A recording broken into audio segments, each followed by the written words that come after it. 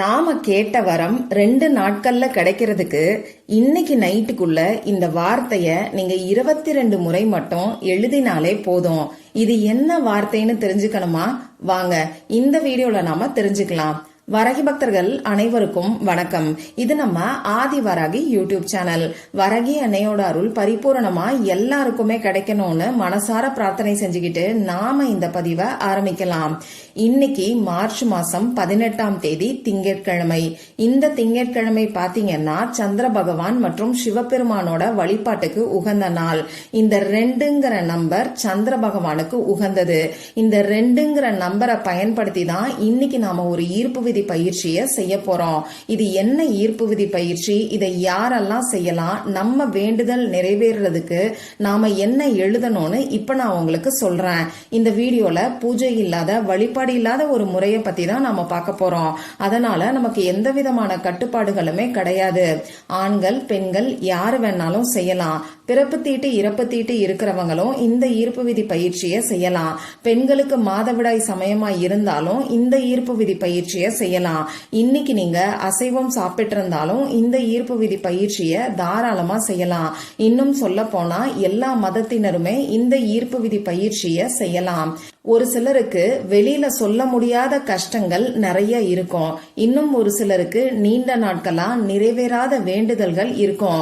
இப்படிப்பட்ட வேண்டுதல் உடனடியா அதுவும் 2 நாட்களுக்குள்ள நிறைவேறதுக்கு இந்த ஈர்ப்பு விதி பயிற்சியை நீங்க செய்யலாம். உங்களுக்கு எந்த வேண்டுதல் வேணாலும் இருக்கட்டும். அது குழந்தை பாக்கியம் கிடைக்கிறதுக்கு, வேலை கிடைக்கிறதுக்கு, குழந்தைங்க சொல் பேச்சு கேட்கறதுக்கு, நல்ல காலேஜ்ல சீட் கிடைக்கிறதுக்கு, எக்ஸாம்ல நல்ல மார்க் வாங்குறதுக்கு, பணம் சம்பந்தப்பட்ட பிரச்சனைகள் தீர்றதுக்கு, கடன் பிரச்சனை தீர்றதுக்கு, வறுமை நீங்கிறதுக்கு, கொடுத்த பணம் திரும்பி வர்றதுக்கு, பணவரவு அதிகரிக்கிறதுக்கு, திருமணம் நடக்கிறதுக்கு, இப்படி சொல்லிக்கிட்டே போகலாம். உங்களுக்கு எந்த வேண்டுதல் வேணாலும் இருக்கட்டும். அது சின்ன வேண்டுதலா இருந்தாலும் சரி, பெரிய வேண்டுதலா இருந்தாலும் சரி, அந்த வேண்டுதல் 2 நாட்களுக்குள்ள நிறைவேறதுக்கு இந்த ஈர்ப்பு விதி பயிற்சியை நீங்க செய்யலாம். ஆனா ஒரு சமயத்துல ஒரே ஒரு வேண்டுதலுக்காக மட்டும்தான் இந்த ஈர்ப்பு விதி பயிற்சியை நீங்க செய்யணும். இந்த ஈர்ப்பு விதி பயிற்சியை எந்த நாள்ல இருந்து வேணாலும் நீங்க செய்ய ஆரம்பிக்கலாம். இருந்தாலும் இப்ப நான் உங்களுக்கு 2-2 மேனிஃபெஸ்டேஷன் மெத்தட பத்தி தான் சொல்ல போறேன். இந்த 2ங்கிற நம்பரோட எனர்ஜி இன்னைக்கு அதிக அளவுல இருக்கும். ஏன்னா இன்னைக்கு சந்திர பகவானோட வழிபாட்டுக்கு உகந்த நாள். இந்த மாதிரியான நாட்கள்ல இந்த ஈர்ப்பு விதி பயிற்சியை நாம செய்யும் போது நிச்சயமா நமக்கு கை மேல பலன் கிடைக்கும். சரி, இப்போ இந்த வீடியோவை லேட்டா பாக்குறவங்க வேற எப்பெல்லாம் இந்த ஈர்ப்பு விதி பயிற்சியை செய்யலான்னு பாத்தீங்கன்னா, சந்திர பகவானோட வழிபாட்டுக்கு உகந்த நாட்கள்ல இந்த ஈர்ப்பு விதி பயிற்சியை நீங்க செய்யறதுக்கு ஆரம்பிக்கலாம். திங்கட்கிழமை, பௌர்ணமி, 3ஆம் பிறை தரிசனம், இந்த மாதிரியான நாட்கள்ல இந்த ஈர்ப்பு விதி பயிற்சியை நீங்க செய்யறதுக்கு ஆரம்பிங்க.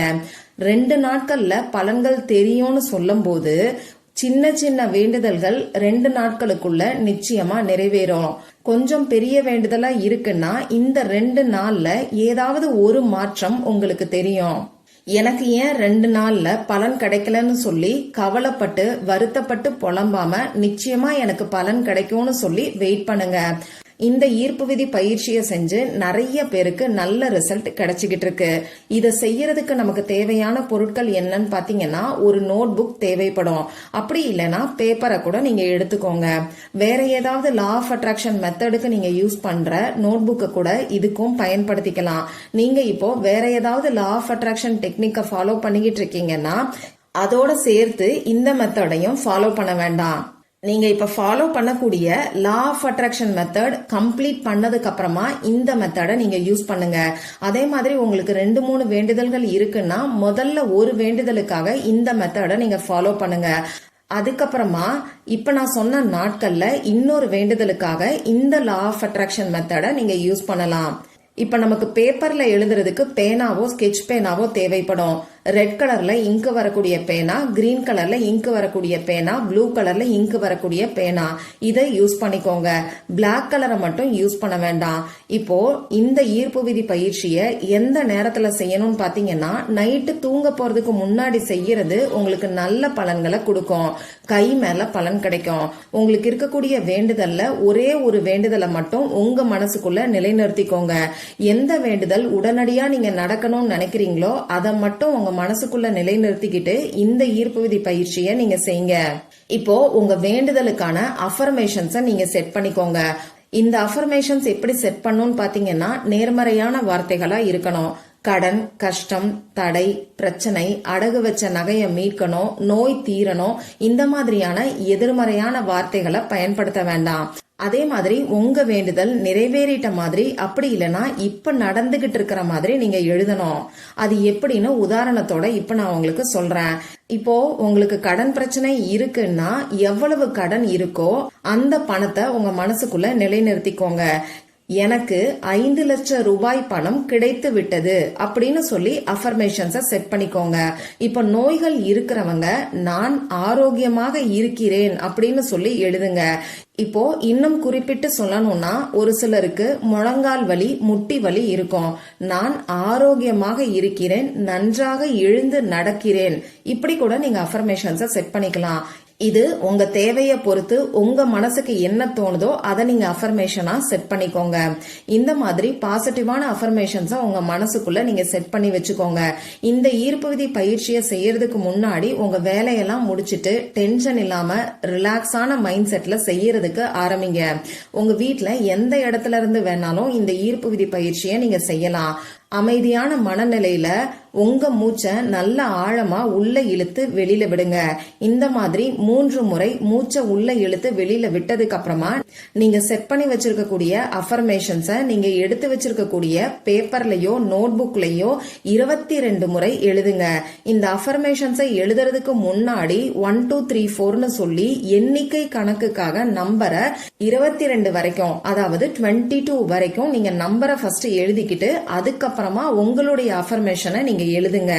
இப்படி எழுதும் போது உங்க பக்கத்துல ஒரு டம்ளர்ல தண்ணீரை வச்சுக்கோங்க.